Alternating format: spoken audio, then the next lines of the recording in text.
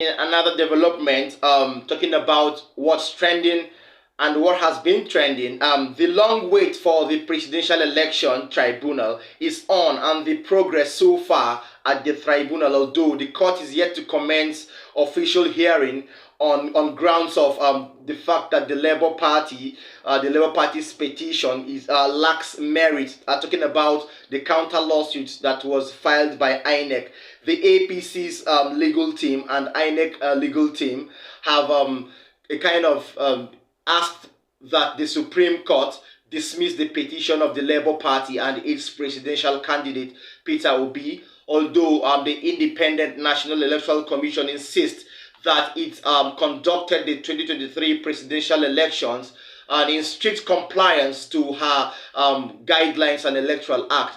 The actual fireworks is yet to begin properly, but there are already signs of what to expect when these legal teams come together, clash together to canvass arguments to support their own positions. All right.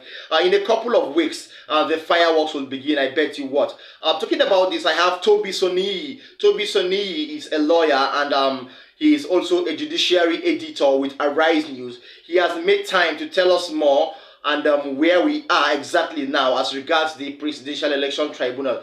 Toby Soniyi took his time to tell us what exactly is happening now as regards the Presidential Election Tribunal. Listen to Toby Soniyi. Thank you, Ngozi. I think it's really a battle of the best of our lawyers, the best of legal minds in the country, because almost everybody, I mean, the party tried to outdo themselves in the hiring of senior lawyers. But presently, the petitioners have filed their petition. They were to do so within 21 days after the declaration of the winner. Then the respondent, who is the winner, I mean, Bola Tinubu, also has 21 days to reply. He has done so. But depending on the issue he raises, the petitioner have 5 days each to respond. So if he raises some legal issue or some fresh issue that are not contained in the original petition, they have 5 days. So presently, that is where we are, exchange of processes, which is very important because of the principle of fair hearing. Everybody must be given time to put in his materials. There are 2 issues there. First is to prove election, I mean, that you were rigged out of election, you need documents, you need facts. It's not about fiction. And those facts will have to come from INEC. So that is why you see one party blocking the other from having access to those documents. So that is very important. The second leg of your question is, well, apart from the fact that you need the document to prove your case, I mean, the legal profession is a rule-based one. It's strictly rule-based, because if you deny somebody the rights to, I mean, file to go through the timing that is allowed for him, it will be a basis to set aside the judgment. So that is why they allowed everybody to exercise that right, so that the judgment will be very sound at the end of it all.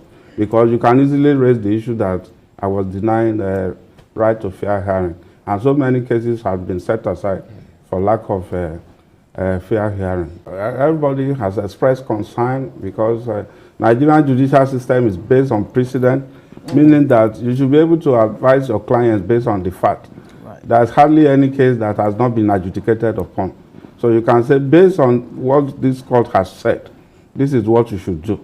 But in recent time, it's been difficult. The court has been going left and right and have not been really, following the precedent strictly. I don't want to cite some examples, but lawyers are concerned that the principle of precedent is being attacked, and it's becoming difficult for them to advise their clients. Well, I hope I get your question right.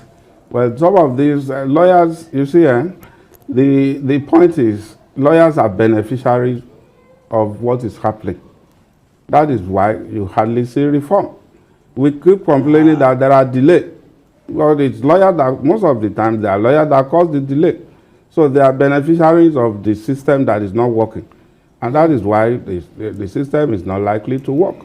Well, if they are not benefiting from it, I'm sure it should be very easy to call for an amendment. All of us can quickly agree. You see, a lawyer that is frustrated today due to delay will be the one causing delay in another case tomorrow. Right. So it's kind of intertwined here. I wonder. Yeah, it is the legal system that we run. I remember in the Justice Way's report on electoral reform, he did suggest that the owners should shift to INEC to prove that the election was conducted in line with the law. But now, that is not the case. You know, now INEC enjoy what we call the regularity, the presumption of regularity. Anything INEC does is presumed in law to be correct until the contrary is proved. And that one puts too much heavy weight on the petitioners to prove. You know, it's INEC that will have to give you the document. I'm sure you remember how they were frustrated from getting those documents. And you know, it is what INEC, you ask for 10 documents, INEC can give you 5. And time is not even on your own side to go back to court and say, look, you asked this commission to give me 20 documents. They gave me 5. Because election are time-bound proceeding, they must be had within certain period of time. For instance, if a petitioner does not file within 21 days, he has lost his right to challenge that result. Simple. Simplicity. Yeah. So it's going to be very interesting.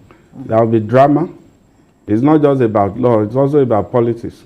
Right. You see, it's from the brief filed by Tinubu that said the article is a serial loser. As for me, that is politics, that is not law. Whereas we should be talking street law.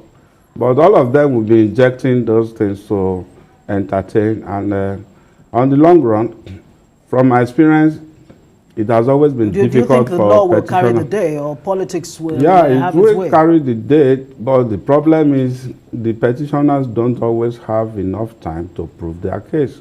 And that has been the problem. Not even the 180 days window? Yeah, look, for instance, even 21 days is not enough to gather what you would need to. Okay, you've heard it from the political analyst there and the judiciary editor of Arise News, Toby Soniyi. He explained everything that is pertaining to the ongoing presidential election tribunal. And from what he said, I think he has really brought our minds back and told us where we really are now, the point where Nigerians are. And I bet you this is not a point where Nigerians would like to hear. This is not what Nigerians have been wanting to hear, because from the constitution as amended in 2018, there is actually a long period of time for any presidential election tribunal to be quickly reversed or quickly dismissed. So Toby Soniyi there didn't leave any stone unturned, and he made sure he made explanations to where we stand today as regards the Supreme Court. Let's keep our fingers crossed and our heads up to see what happens over time as regards to what Toby Soniyi said. We hope to see that Nigerians feel, although they feel the mandate was stolen from them, but we hope to see if Nigerians would actually turn out to be positive at the tribunal, or if INEC will take turns with the All Progressive Congress and its legal team to, of course, come out victorious at the tribunal. That is that. I hope you also enjoyed our video. Make sure you like it. Make sure you tap the subscribe button and drop a comment for us in the comment section if you feel something contrary to what Toby Soniyi said. Thank you for joining us. See you next time in my next video.